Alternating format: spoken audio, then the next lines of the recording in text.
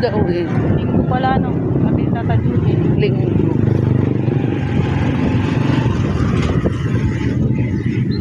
Paano ko naman. Isasama daw si Rolly doon. Nakantay nga ni Tata Judy. Paroli. Oo. Buti si Tata Julie ganyan ano. Eh kung hindi siya mahilig magpunta sa mga kamag-anak, sa mga probinsya. Masipag maglakad eh. Kahit medyo may kalayuan. Layo ng Santo Cristo hanggang Sira na siguro. Balayong. Sira na siguro yung bike niya. Eh, hindi na ano pa bike din. Lalakad na lang. Pero exercise din eh. Oo. Mainam nga yun at kahit paano nakakapag-exercise. Ayaw nga papayagan ng mga anak na alis ng alis. Eh, lalong manghihina yan. Mainam nga yan, naglalakad-lakad. Ibang mga matatanda, mga tamad maglakad. Kaya lalong nanghihina. Oo. Pero siya napakasipag niya. Gusto niya naglalakad lang. Maboring siguro yung kabayo. Oo. Maboring Tata Judy kabayo. Eh, siyempre, laging nakaupo lang. Upo, kain, matulog. Siyempre, nakakatamad na lagi kang nakaupo. Di mamaya-maya, antukin ka. Uwi, anak.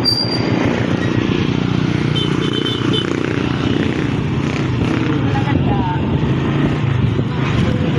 Medyo maluwag-luwag ang kalsada. Maya-maya, pan na to. Ang oras tayo.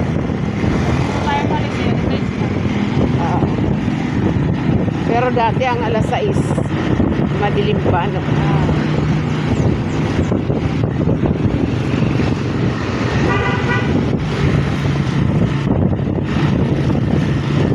Nangawit ang mga kamay ko. Namamanhid na naman. Ganyan talaga pagka tumatanda na.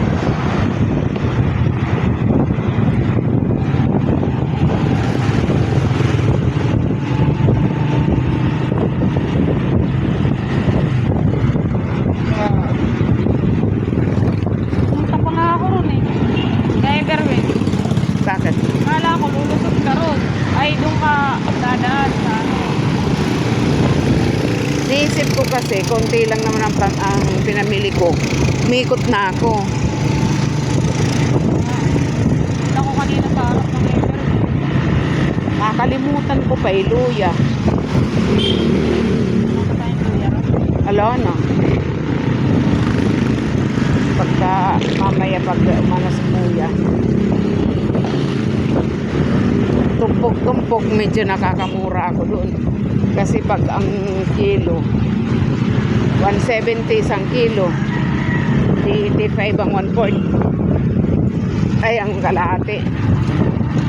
Eh, paano mo re-retail yun? Eh, kung bumili mga tao dyan, 10, 5, eh, wala. Pag doon ka sa tumpok-tumpok, medyo kayang anuhin.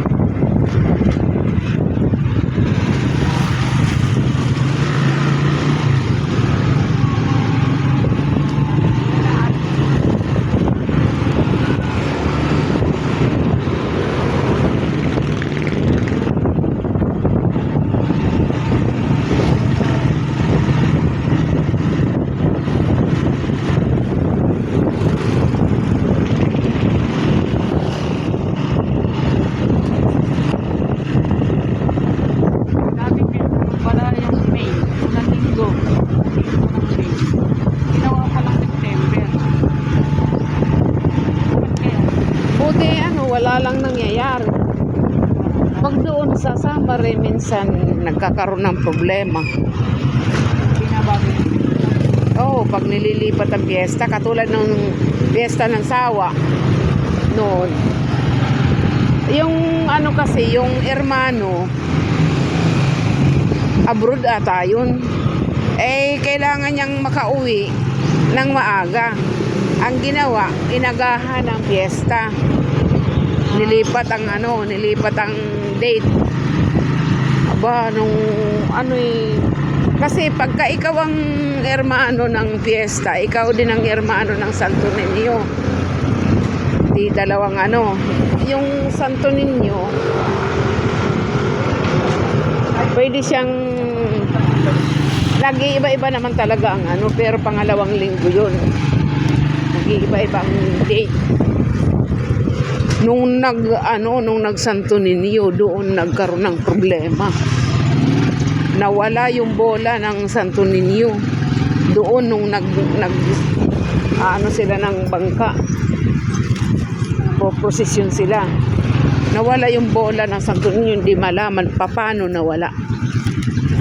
Tapos 6 na buwan siguro bago nakita. Oo. Oo. Ang daming nangyayari na sa simbahan, mga disgrasya, yung biglang lalaki ang tubig na kung baga normal na ulan, napapalaki ang tubig, umaabot hanggang karsada na hindi naman dati nangyayari yun. Hanggat hindi nakukuha yung tapos yung laging mayroon na nanaginip na tinuturo yung bola niya ng Santo Niño. Sabi, uy, si Managuning noon, uy, nanay, gising yung bola ko, nandoon. Pinaglalaruan ng mga bata. Pero hindi tumitigil yung mga ng simbahan. Maghanap ng bola na yon. Tapos nung ginising si Managuning nung ninyo, sabi, may bata kang nanggising sa akin. Sabi, nanay, gising. Yung bola ko nandoon pinaglalaruan ng mga bata. Puntahan natin. Normal na bata yung panaginip niya, hindi naman ninyo. Paggising niya, sabi niya, ay naku, ano kaya si Maring Vilma kasi noon ang kapitan? Ba't kaya panaginip ko may bola daw na nawawala yung bata. Pilit akong hinahatak doon daw sa ilog. Nandun daw yung bola. Sa bakubak daw. Nung pinuntahan talaga nandoon. Pinaglalaroan talaga ng mga bata. Naliligong mga bata na nandoon yung bola. Oo, tapos kinuha nila. Sabi niya kay Maring Vilma, Vilma, kaya ganun ang panaginip ko. Si Maring Vilma sabi, bigla akong kinabahan para akong sinabuyan ng tubig na malamig. Nanay, baka iyon yung bola ni ninyo. Puntahan natin. Pinuntahan nila, talagang pinaglalaruan ng mga bata, pinagpapasapasahan kinuha nila, sabi, amin na bola na yan, bola, kaya na ninyo, bola na ninyo yan. Ayaw ibigay ng mga bata, binigyan na lang ni Maring Vilma ng pera. Ito bilhin ko na lang. Abing ganun, bilhin ko na lang yung bola. Bili na lang kayo ng bolang malaki. Hindi nasira. Ba't ang pinagtataka ko, bakit nalaglag yun na nasa kamay ng ninyo yun Tapos tumpak ang panaginip. Kasi mga 6 na buwan na nilang hinahanap Sigurado yun na nadagsa yung kung saan. Sa mga sulok-sulok. Nakarating sila ng bakubak. Hinahanap nila. Pero wala silang makita. Pero nung napanaginipan na, yun, nandun talaga. Morning, Dog. Morning, Dog. Ikaw, kalbo. Ayan, morning good na naman tayo. Sabi ko sa iyo kahapon, kalbo. Kaya pala nagtatago, may kasalanan Are, sabi ko kay kalbo kahapon, nagbibidyo ako na nagbibidyo ka na.